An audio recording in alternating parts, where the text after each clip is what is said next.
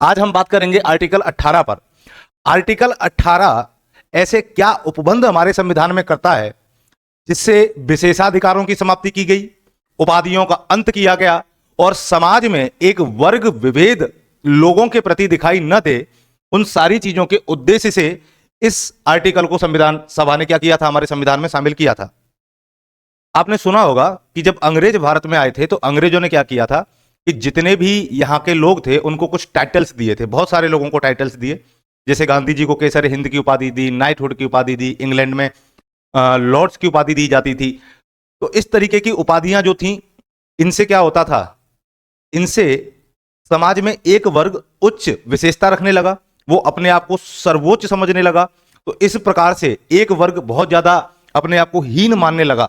तो लोगों में अगर हमें सामाजिक न्याय को दृष्टिगोचर करना है या सामाजिक न्याय को ग्राउंड लेवल पर, जमीनी स्तर पर क्रियान्वित करना है तो हमें ऐसे प्रावधान अपनी संविधान में करने ही पड़ते हैं। और उसी के परिणाम स्वरूप आर्टिकल 18 को संविधान सभा ने क्या किया, संविधान में शामिल किया।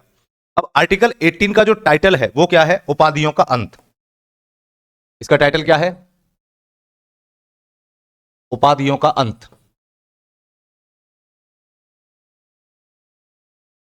या विशेषाधिकारों की समाप्ति।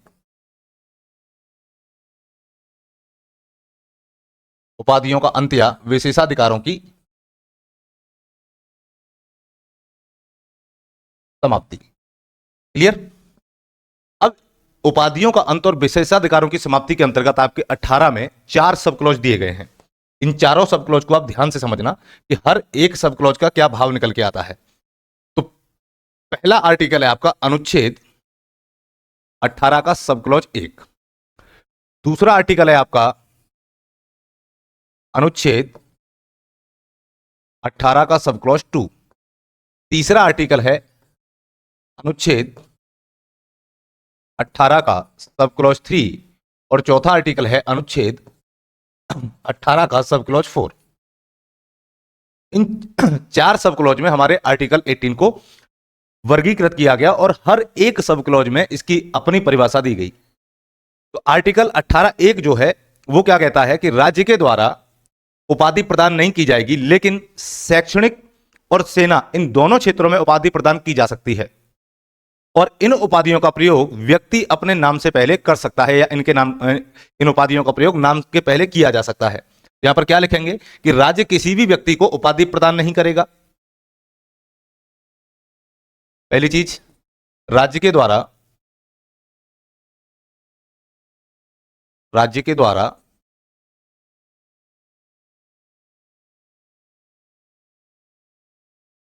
उपाधि प्रदान नहीं की जाएगी।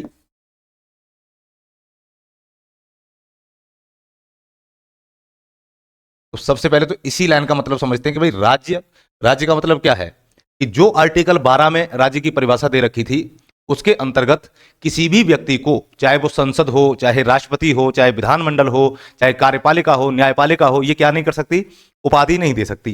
पहली चीज तो ये हो गई। दूसरी चीज, 2 क्षेत्र ऐसे छोड़ दिए, वो 2 क्षेत्र कौन कौन से थे, लेकिन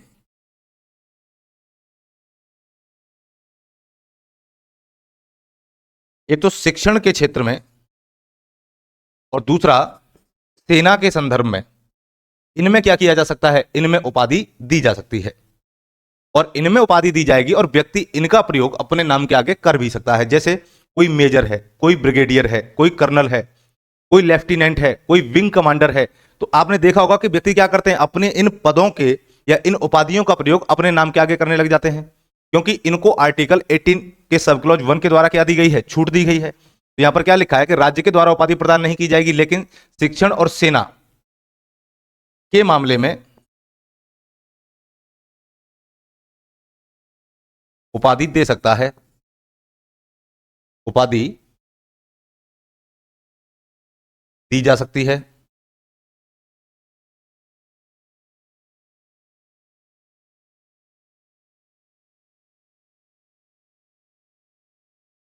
जिनका प्रयोग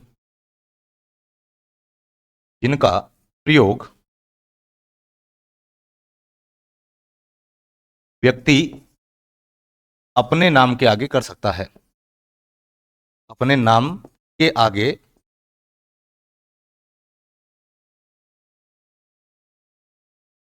कर सकता है। क्लियर। अब आता है सब क्लॉज 2। सब क्लॉज 2 में लिखा है कि नागरिक किसी विदेशी राज्य से उपाधि ग्रहण नहीं कर सकता। यहां पर क्या लिखा है कि नागरिक, अब ये सब क्लॉज केवल भारतीय नागरिकों पर लागू होता है। नागरिक किसी विदेशी राज्य से, नागरिक किसी विदेशी राज्य से उपाधि ग्रहण नहीं कर सकता।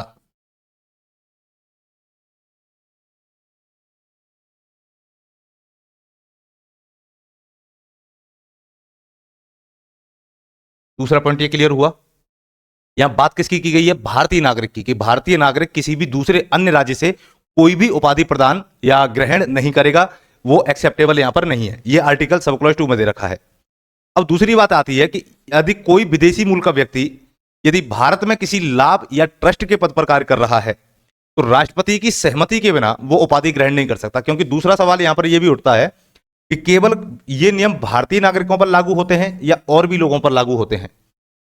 मान लो कोई विदेशी व्यक्ति है और भारत में वो यहां किसी संस्था में या किसी पद पर कार्य करता है, तो क्या ऐसे व्यक्ति को भी आर्टिकल सब क्लॉज 2 में लाया गया? तब संविधान सभा ने क्या किया कि ऐसे लोगों के लिए भी एक आर्टिकल जोड़ा, आर्टिकल 18 का सब क्लॉज 3, और इसमें लिखा कि यदि कोई विदेशी मूल का व्यक्ति, यदि कोई विदेशी मूल का व्यक्ति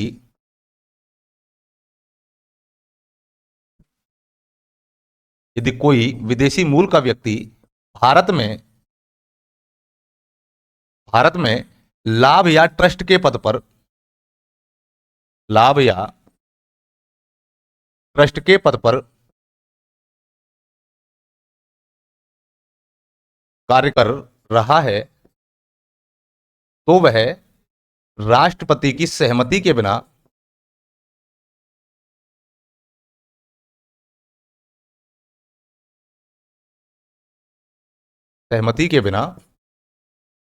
उपाधि ग्रहण नहीं कर सकता। इसका मतलब यह हुआ कि पूरी तरीके से विदेशी लोगों पर पाबंदी नहीं लगाई गई है। तो क्या किया गया है कि वो उपाधि तो ग्रहण कर सकता है, लेकिन उसके लिए यहां पर राष्ट्रपति की सहमति आवश्यक है। राष्ट्रपति की सहमति का सीधा सा मतलब यह है कि उसे भारत में मंत्रिपरिषद की सहमति की आवश्यकता होगी, क्योंकि राष्ट्रपति की वास्तविक शक्तियों का प्रयोग कौन करता है? मंत्रिपरिषद करती है, प्रधानमंत्री करता है। तो 18 सब क्लॉज 3 पूरी तरीके से विदेशी व्यक्ति पर क्या करता है? उपाधि लेने की पाबंदी नहीं लगाता, लेकिन एक शर्त इसमें यह आ जाती है कि यदि वो किसी लाभ के पद पर या ट्रस्ट के पद पर भारत में काम कर रहा है तो उसे भारत के राष्ट्रपति की मंजूरी आवश्यक है। अब आता है अगला सब क्लॉज 18(4). 18(4) में लिखा है कि कोई भी व्यक्ति, अब यहां पर बात आती है किसकी? कि कोई भी व्यक्ति, चाहे वो नागरिक हो या विदेशी हो, जो भारत में किसी लाभ या ट्रस्ट के पद पर कार्य कर रहा है तो राष्ट्रपति की सहमति के बिना कोई उपलब्धि, पद या भेंट प्राप्त नहीं कर सकता।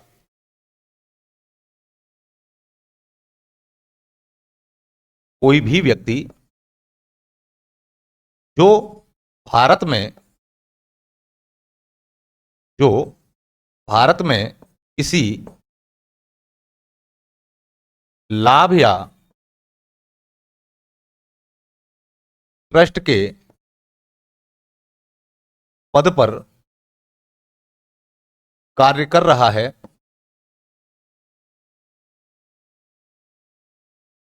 तो वह राष्ट्रपति की सहमति के बिना, तो वह राष्ट्रपति की सहमति के बिना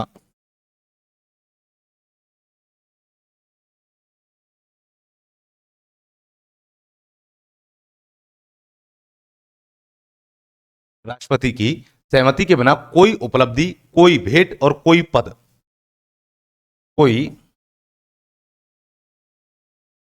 उपलब्धि, भेंट और पद ग्रहण नहीं कर सकता।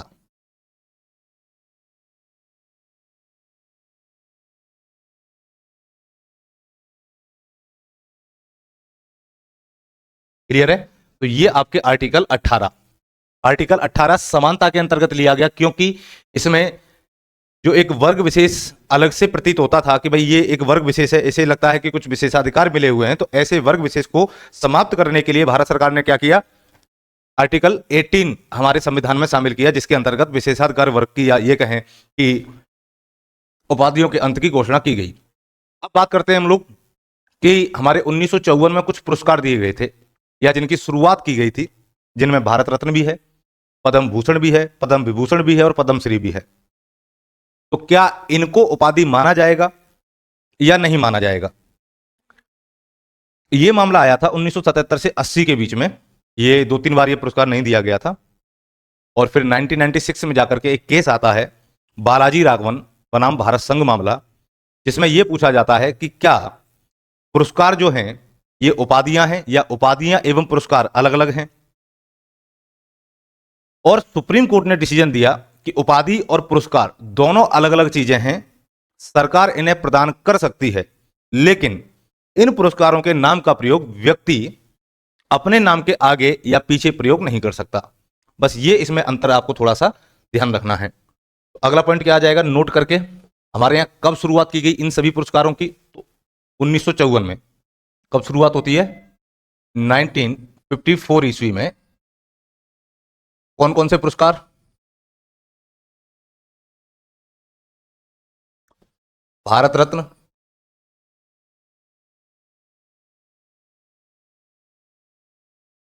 पद्म विभूषण, पद्म भूषण और पद्मश्री।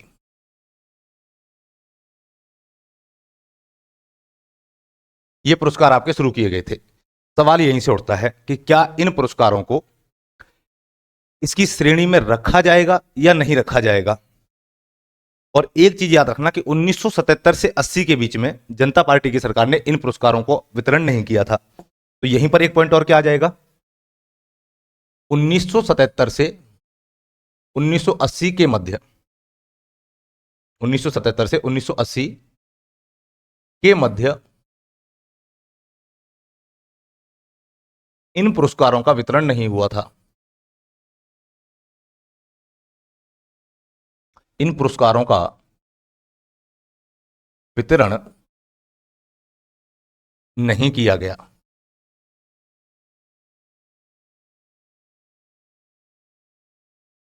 उसके बाद में एक मोस्ट इंपॉर्टेंट केस आता है बालाजी राघवन वाद 1946। बालाजी राघवन मामला या वाद 1996। अब इस केस में क्या किया गया कि इसमें सबसे पहला सवाल यह पूछा गया कि क्या उपाधि और पुरस्कार एक ही हैं या अलग अलग हैं। प्रश्न क्या था यहां पर, केस क्या था कि उपाधि और पुरस्कार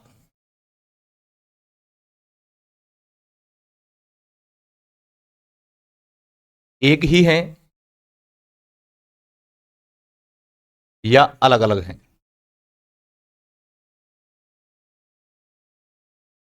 तब सर्वोच्च न्यायालय ने क्या डिसीजन दिया था, यहां पर सर्वोच्च न्यायालय ने दो बात कही।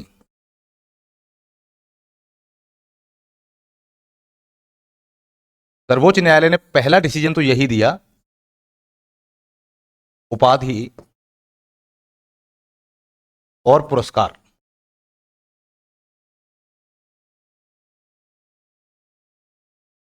दोनों अलग अलग हैं।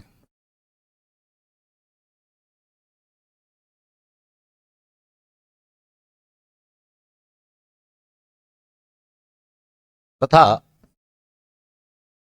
सरकार इनको प्रदान कर सकती है। सरकार ये पुरस्कार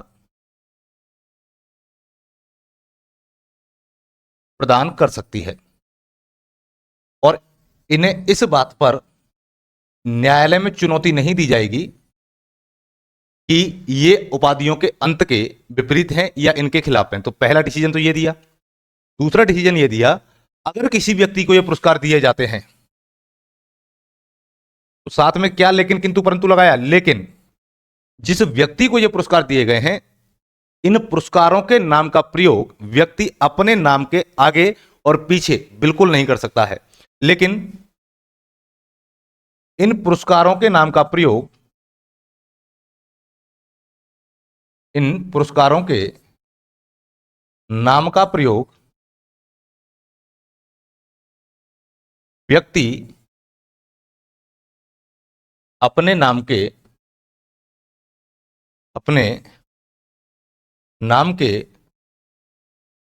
आगे या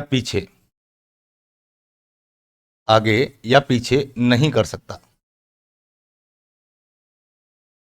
जैसे सचिन तेंदुलकर को क्या मिला हुआ है? भारत रत्न मिला हुआ है। तो क्या सचिन तेंदुलकर अपने नाम के आगे हमेशा ये लिख सकते हैं कि भारत रत्न सचिन तेंदुलकर, या सचिन तेंदुलकर भारत रत्न? आगे या पीछे दोनों की बात कर रहे हैं, तो ये क्या माना जाएगा? यहां पर इसका उल्लंघन माना जाएगा, बाकी इसका कोई उल्लंघन नहीं माना जाएगा।